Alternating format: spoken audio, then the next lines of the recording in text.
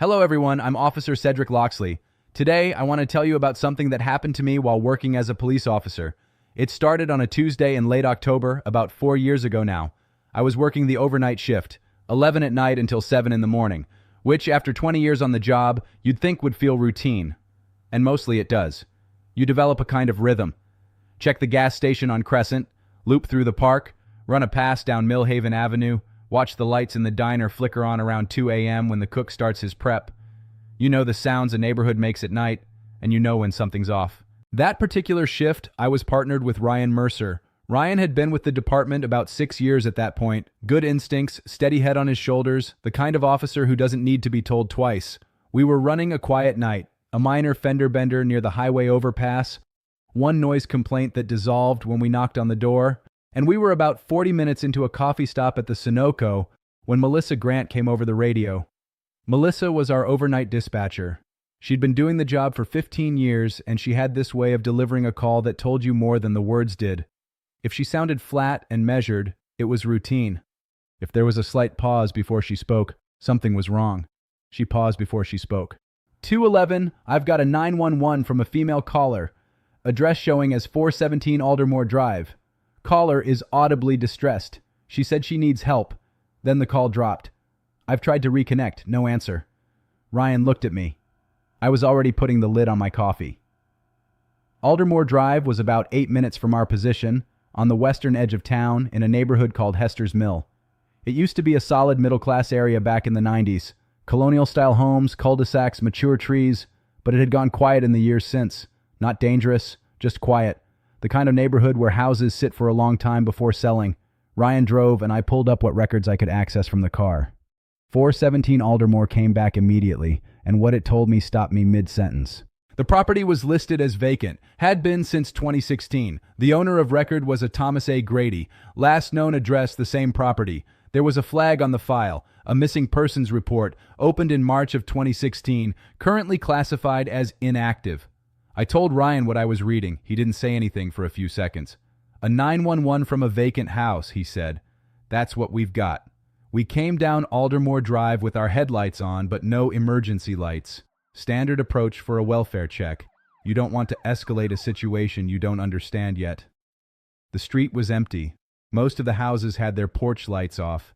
A few windows showed the blue flicker of televisions. 417 was toward the end of the block, set back from the street behind a large oak tree whose branches had started to spread across the driveway. The lawn was overgrown in the way that takes years, not weeks, the kind of growth that happens when nobody is watching. The flower beds along the front had gone completely to weeds. A gutter had come loose on the left side of the house and was hanging at an angle. One of the shutters on the upper floor was latched crookedly, like it hadn't been touched in a very long time. The house was completely dark. I noted the time. It was 22 minutes past midnight, and we both got out of the car. I keyed my radio and told Melissa we were on scene. She confirmed, told me units were available if needed. We walked the perimeter first. That's procedure on a welfare check when the structure looks unoccupied, and it's also just common sense. You want to know what you're walking into before you walk into it. The driveway was cracked and spotted with moss. No vehicle, no fresh tire marks. The side gate was padlocked from the outside. The lock looked old, oxidized, but the shackle was closed. Around the back, the yard was a wall of tall grass and overgrowth. The back door had a storm door over it, and both appeared locked. The sliding glass door to what I guessed was the living room had a wooden rod dropped in the track. Someone had secured it from the inside. That was the detail that caught me. The rod was on the inside. The gate was locked from the outside. I stood there for a moment working through what that meant. Ryan crouched and looked through the glass. Can't see anything. Too dark. I tried the front door, locked, knocked twice, identified myself and the department. No response. I put my ear to the door and listened. Nothing. I radioed Melissa and asked her to attempt the 911 number again. 30 seconds later, she came back. No answer, Cedric. Go straight to silence. Not even a voicemail prompt. We circled the house a second time. On the second pass, Ryan stopped at the basement window on the east side. It was one of those small rectangular windows near ground level, maybe 14 inches tall, covered from the inside with what looked like newspaper. Old newspaper, yellowed at the edges. But in one corner of the window, The paper had peeled away from the glass, and through that gap I could see a faint, intermittent light. Not a steady light. Something that pulsed very slowly, like a charging indicator or a battery light on a device that was running low. I looked at Ryan. He looked at me. The decision to enter wasn't taken lightly. We had a 911 call from a distressed woman, a structure that appeared occupied from the inside despite being listed as vacant for 8 years, and a light in the basement. That's enough for exigent circumstances. We documented our reasoning, I notified Melissa, and Ryan went to the car for the ram while I maintained position. We used the front door. It took 2 strikes. Old lock, not reinforced. I called out again as we crossed the threshold. The smell hit me immediately. Not decomposition. I want to be clear about that because your mind goes there. But stale air. The kind of stuffed, unmoving smell you get in a house that's been shut up for a long time. Dust and old wood and something faintly chemical, like cleaning products that had dried on a surface years ago. The interior was dark except for the streetlight leaking through the front windows. We moved with our flashlights sweeping. The living room had furniture in it, a couch, a coffee table, a bookshelf still holding books, but everything was covered in a layer of dust so thick you could see our light reflecting off it. A framed photo on the wall showed a man in his 40s, a little heavy, smiling at a barbecue. A couple of picture frames on the bookshelf. The life of a person who had left in a hurry, or had simply never come back. We cleared every room on the ground floor. Kitchen, dishes in the drying rack, still from the last time they were washed, years ago.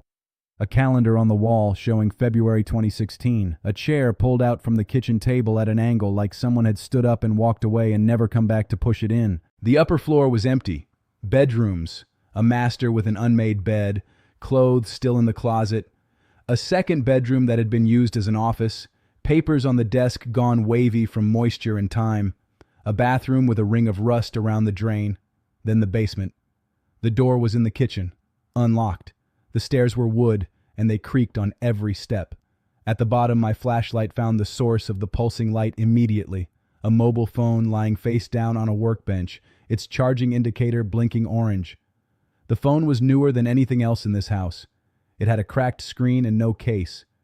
Beside it on the bench was a small portable battery pack, mostly drained. The phone itself was locked, but the screen showed a notification, a missed call, from a number labeled simply M. There was no woman in the house, no sign of recent habitation beyond that phone. I stood in that basement for a long moment, listening to a house that had been silent for 8 years, and I tried to make sense of what I was looking at. We secured the scene, I put in a call to the duty detective, and Ryan went back to the car to start the paperwork. But I stayed in that basement a little longer than I needed to. I kept coming back to the wooden rod in the sliding door track. If this house had been locked up and empty for 8 years, someone had been inside recently enough to put that rod in place. And they'd left through a door that required a key, because every exterior door was locked, and we'd had to force the front. That meant whoever had been in this house had a key, and they'd wanted to make sure no one could get in from the outside while they were in there. The duty detective that night was a man named Carl Briggs, no relation to the Walter Briggs I'll mention later, and he took my report, cataloged the phone as evidence, and told me he'd look into it in the morning. Standard response. I understood it. A missing persons case 8 years cold, a phone someone left behind, no victim on scene. It wasn't going to pull anyone out of bed at 1 in the morning, but I couldn't let it go. That's always been my problem, if you want to call it a problem. Over the next 2 days, on my own time, I started pulling what I could from the public record on Thomas Grady. What I found built a picture that sat very uncomfortably in my mind. Thomas Grady had bought the house at 417 Aldermore Drive in 2009. He was 44 years old at the time, recently divorced, worked as an environmental compliance officer for a civil engineering firm. No criminal record, no significant debt. By all accounts, a quiet, methodical man who kept to himself and was well regarded at work. In the 2 years before he disappeared, Thomas had called our department no fewer than 7 times. Not emergencies, non-emergency line calls. He reported on those 7 occasions that he believed someone was entering his home. He believed items had been moved. He was convinced he was being watched. Each call was documented. Each time, officers had attended, found no evidence of a break-in, and filed a report that effectively concluded Thomas was experiencing some form of paranoid distress. The language in those reports was careful but clear. The officers who attended believed Thomas was imagining things. One report noted that Thomas had been agitated and insistent, but that there was no evidence to support the reported claims. Another suggested he speak with his physician. The final report in the series was filed on February 19, 2016. 3 weeks later, Thomas Grady was gone. His car was still in the driveway. His wallet was on the kitchen counter. His phone was never found. A neighbor had reported not seeing him for about a week, and when officers attended and found the door unlocked, they entered to find the house exactly as we had found it that night, like a life put down mid-sentence.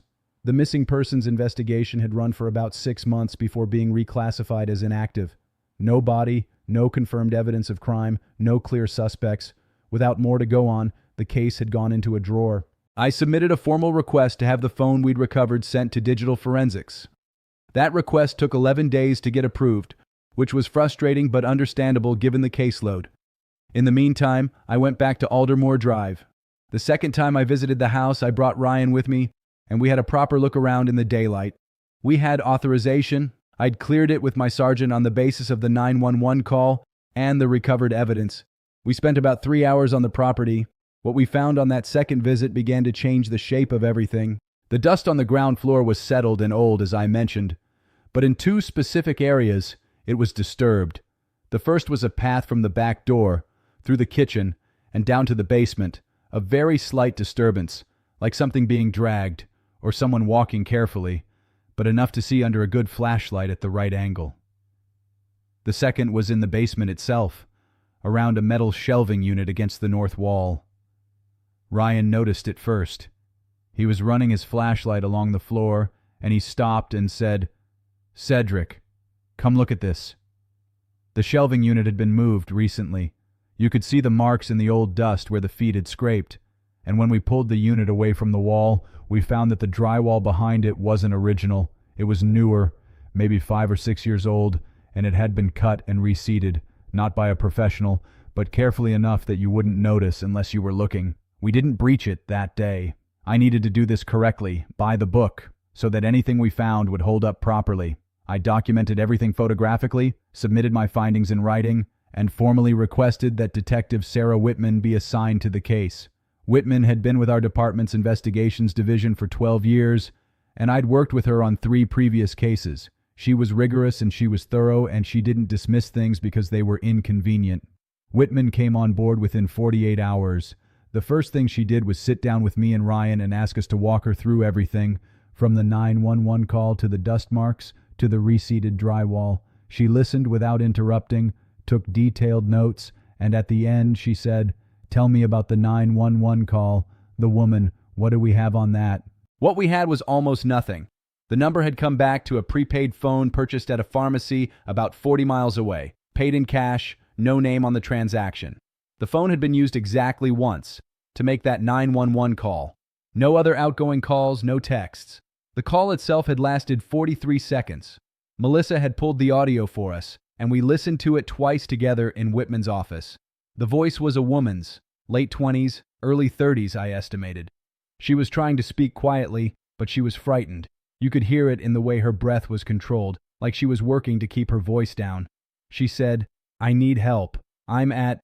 And she gave the address, and then she said, "Please come, I don't have much time." And then the call ended. Not dropped exactly. There was a very brief rustling sound, and then silence, like the phone had been quickly pocketed or muffled. Whitman rewound and played it twice more.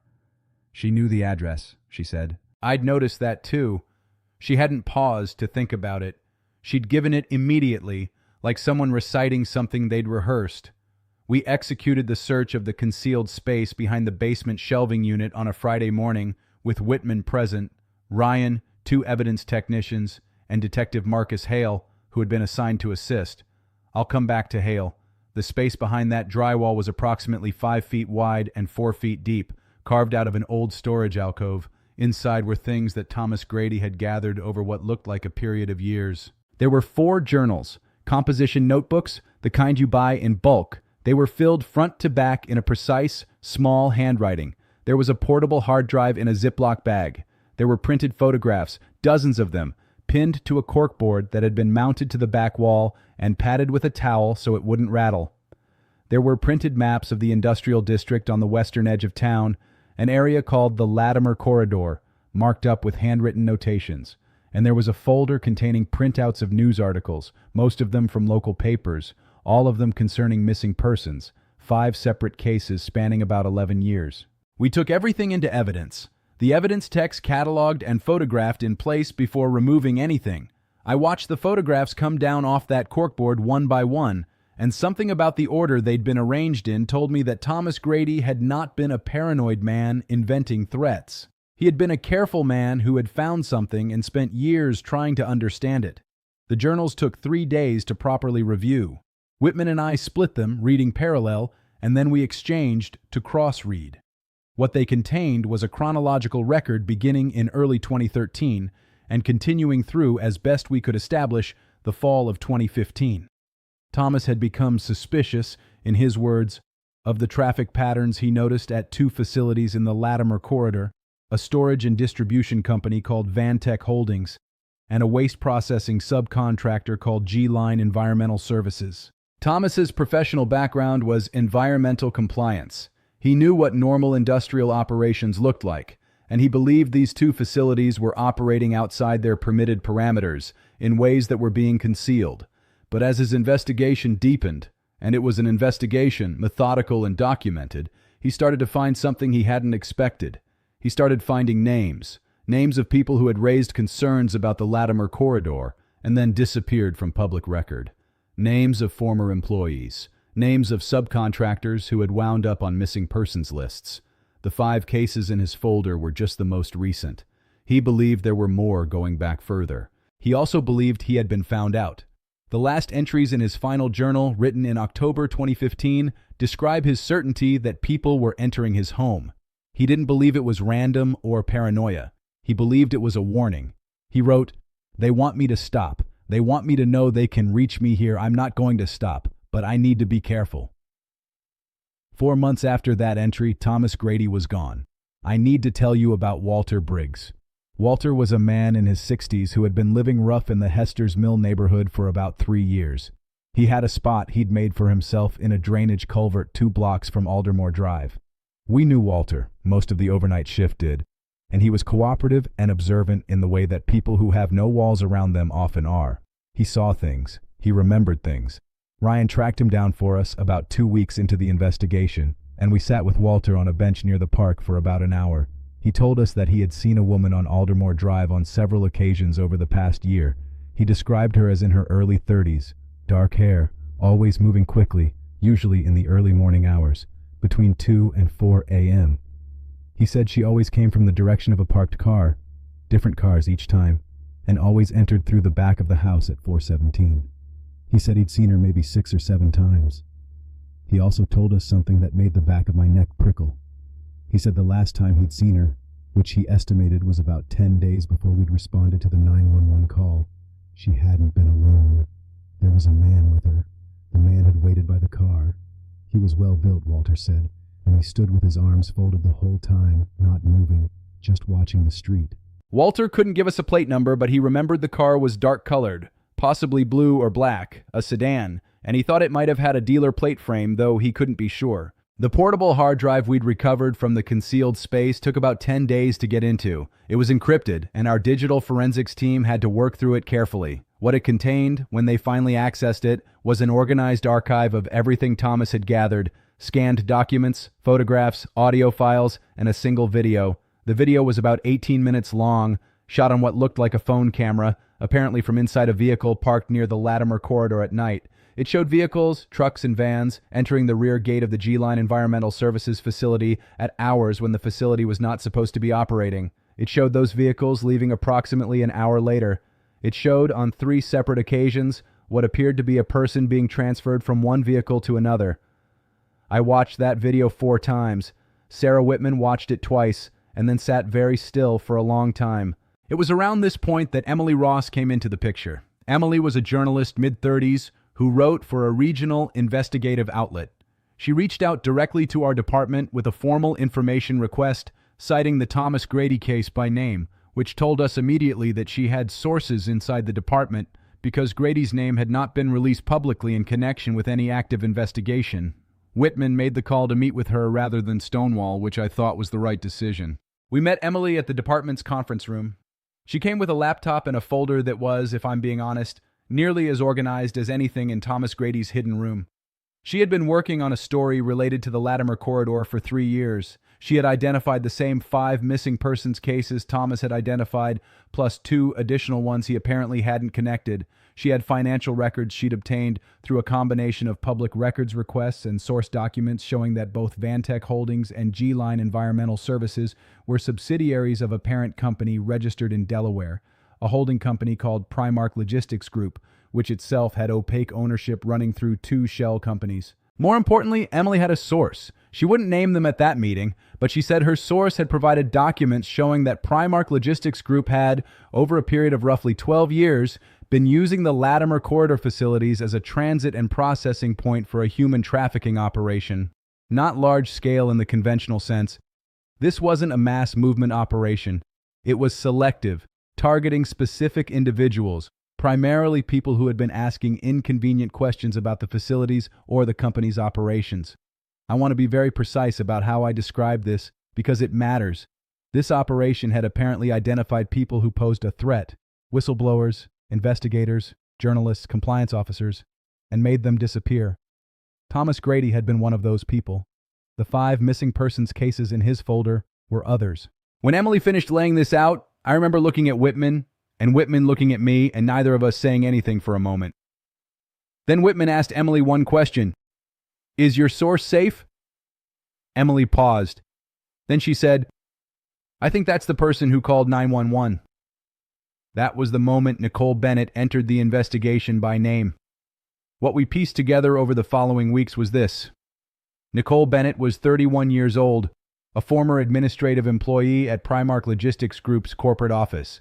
She had left the company in 2019 under circumstances that her employment file described as voluntary resignation, but which, according to Emily's source documents, had followed her discovery of internal communications she was not supposed to see. Nicole had spent years since then in a state of semi-hidden existence, not quite in witness protection because she hadn't gone to authorities, but living carefully, moving regularly, using prepaid devices. She had eventually connected with Emily Ross through a circuitous chain of contacts that Emily declined to fully explain. Nicole had known about Thomas Grady. She had found records of his name in the company's internal threat assessment files. Yes, the company kept threat assessment files on private citizens, and she had found the address of his house. She had been going back to 417 Aldermore Drive periodically because Thomas had told one of his contacts, years before he disappeared, that he had left evidence somewhere safe. Nicole was looking for it. She'd found the hidden room about 6 weeks before our 911 call. She'd been systematically photographing and cataloging everything in it. The night she called 911, she had been at the house when the man Walter Briggs had seen appeared at the back of the property. She'd locked herself in as best she could, made the call, and then fled through the basement window. The one Ryan and I had noticed was covered in newspaper. She'd squeezed through and run, leaving the phone behind. She was alive. Emily confirmed that through her communication channel with Nicole, but Nicole would only cooperate with investigators under very specific terms that required guarantees that went beyond what Whitman or I could provide. This was going to require federal involvement. It was around this time that my concerns about Detective Marcus Hale became something I couldn't ignore anymore. Hale had been assigned to assist on the case, as I mentioned. He was a 15-year detective, well-regarded, a couple of commendations on his record, but starting about 3 weeks into the investigation, I began to notice things, small things, individually explainable. Together they formed a pattern that I couldn't rationalize away. He asked questions about our evidence timeline that were more detailed than his role required. He wanted to know specifically what the portable hard drive had contained days before the forensics report was officially distributed. Twice, I found him in the file room at hours when he had no active reason to be there. On one occasion, I overheard a phone call he ended abruptly when he saw me, and his demeanor in the 30 seconds after that call was not right. He was too composed, the kind of composed that takes effort. I didn't go to Internal Affairs immediately. I went to Whitman. That was the right call, I think. I laid out everything I'd observed, and I told her I was aware it could all have innocent explanations, but that I was not comfortable proceeding without flagging it. Whitman was quiet for a long time. Then she told me that she had already been in contact with the FBI's field office regarding the broader investigation, and that they had, in their preliminary review, flagged the same concerns about a potential compromise at the department level. They hadn't named Hale specifically, but they had recommended that information be tightly compartmentalized going forward. After that conversation, Whitman and I communicated about the case exclusively in person or through secure channels the FBI had set up. We kept Hale nominally on the case. Removing him suddenly might have tipped something, but we gave him nothing that wasn't already documented in the formal record. The hard part came about a week later. A piece of physical evidence, specifically a printed photograph from Thomas Grady's corkboard that had been sent to a lab for fingerprint analysis, went missing from the evidence chain. It was logged in as received at the lab. It never appeared in the analysis results. When we traced the gap, it came down to a hand delivery from our department to the lab that Hale had volunteered to make. We went to the FBI with that. Full disclosure, everything I've described. They opened a formal investigation into Hale at that point, running parallel to the broader case. I won't go into the details of what they found, because some of it is still under a legal protective order, but I will tell you that Marcus Hale was placed on administrative leave 14 weeks after I first raised my concerns, and that he subsequently resigned from the department. He was later charged, but that's a chapter that belongs to the FBI's case, not mine. What I want to focus on is the resolution of the investigation into the Latimer Corridor operation and the fate of Thomas Grady. Nicole Bennett agreed to cooperate formally after the FBI provided the terms she needed. Essentially a comprehensive protection arrangement and immunity from any potential peripheral charges related to her possession of company documents. The debriefing took multiple sessions over about 2 weeks. Whitman and I were present for parts of it, with FBI agents leading. What Nicole described was an operation that had been running since approximately 2008. Primark Logistics Group's senior leadership, 4 individuals specifically, had built a system in which the company's 2 Latimer Corridor facilities functioned as the operational layer of what Nicole called, very precisely, threat elimination. Her words: when the company identified an individual who posed a credible risk to its operations, an environmental regulator who had gotten too close, a subcontractor who had witnessed something, a former employee who knew too much, a process began. The first stage was surveillance and intimidation, entering their homes, moving things, making them feel watched. The goal was to make the target appear unstable, paranoid, difficult. To poison the well so that if they went to authorities, they would not be believed. This is what had been done to Thomas Grady. This is what his 7 calls to our department had looked like to the officers who responded, a man unraveling. When in reality, he was completely, terrifyingly right. If the intimidation didn't work, if the target continued pursuing their concerns, or if they appeared to be preparing to go public, the operation moved to a second stage.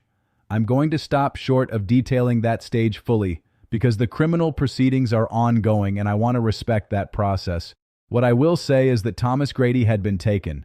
He had been taken from his home in the early hours of a February morning in 2016 by people who had a key to his house that had been copied during one of their earlier entries.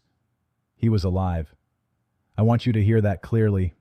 Thomas Grady was found alive. Not through the investigation alone, but through the combination of Nicole's cooperation, the hard drive, Thomas's own documentation, and a series of federal warrants that opened the Vantech Holdings facility to a full search.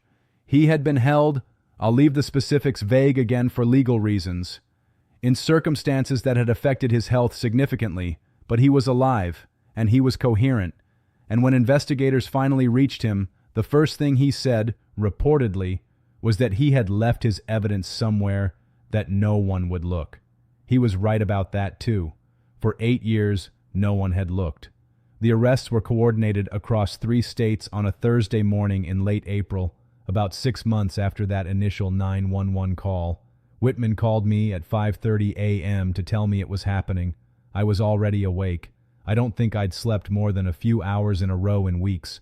4 arrests at the executive level of Primark Logistics Group, 7 additional arrests involving operational personnel, a separate set of charges connected to the Marcus Hale matter. Vantech Holdings and G-Line Environmental Services were immediately shuttered by court order, their assets frozen. Emily Ross published her story the following morning. It was thorough, carefully sourced, and gave proper account to what Thomas Grady had spent years trying to document alone. Her story ran to several thousand words, and it named the missing persons cases individually, by name, by year, because those people deserve to have their names said out loud. I went back to 417 Aldermore Drive one more time, about a week after the arrests. I went alone, in the daytime. The property was still under a preservation order from the federal case, so I couldn't go inside. I stood on the sidewalk and looked at the house for a while. There was something about that house that had always stayed with me. Not the mystery of it, not the discovery inside the basement, but something more specific. It was the rod in the sliding glass door track. Someone had placed that rod there from the inside before leaving through a different door, with a key. It was the act of a person who was frightened, who wanted to slow things down, make noise, buy time. Nicole had told us she did that every time she came, in case someone followed her. A small act of caution from a woman who had been living carefully for years. I thought about Thomas Grady pulling those composition notebooks from a store shelf, writing his observations down in that small, precise handwriting, building a hidden room in his own basement because he had nowhere else to put what he'd found. I thought about the 7 times he'd called us, and the 7 times we had, in effect, told him he was imagining things. And I thought about the fact that he had still left his evidence where someone might eventually find it, even when it must have seemed in those final months like nobody was ever going to listen. There's a version of this story where everything Thomas Grady documented gets quietly emptied from that hidden room by the same people who took him, and none of it ever comes to light. That version almost happened. We don't know for certain why it didn't. Why in 8 years, whoever was watching that house hadn't gone back in and cleared it out. The best theory Whitman and I have, based on what Nicole told us, is that they believed Thomas had shared his evidence with someone outside the house, and they were waiting to see where it would surface. They were watching out, not looking in. What they didn't expect was a 911 call from a frightened woman at 12:20 in the morning, traced to an address that had been empty for 8 years. What they didn't expect was a patrol officer who couldn't stop thinking about a rod in a sliding door track. I've been asked, since all of this came out, whether I feel like a hero for pursuing it. I want to be honest about that question because it deserves an honest answer. I don't. I feel like I did my job, and I feel like I did my job better on some days of this investigation than on others. I made assumptions early on. I second-guessed myself. There were moments where I almost let it go, where the administrative drag and the caseload and the sheer effort of pushing against institutional inertia made me wonder if I was the one who was seeing things that weren't there. What kept me going wasn't heroism. It was something much simpler. It was the memory of that 911 call. A woman's voice trying to stay quiet, saying, "Please come, I don't have much time." She was right about the second part. The first part, we eventually got right too. Thomas Grady spent 8 years in a situation I am not going to describe in detail here because he is a private person who has earned the right to tell his own story if and when he chooses to. I will say that he is recovering. I will say that he knows what happened to his documentation and that knowing it mattered, that it led somewhere, that it was found, is something I was told by the people who work with him now that he holds on to. Nicole Bennett is safe. She still doesn't use her real name publicly, and I'm not going to do anything to change that. Emily Ross was nominated for a National Journalism Award for her story on the Latimer Corridor case, and I think she deserved it. Ryan Mercer was promoted to corporal about 8 months after the arrests. He's still on overnights.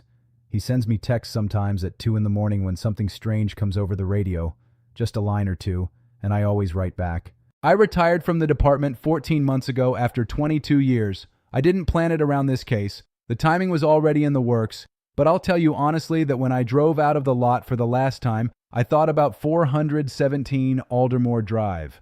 I thought about walking up that dark driveway, coffee going cold in the car, not knowing what I was walking into.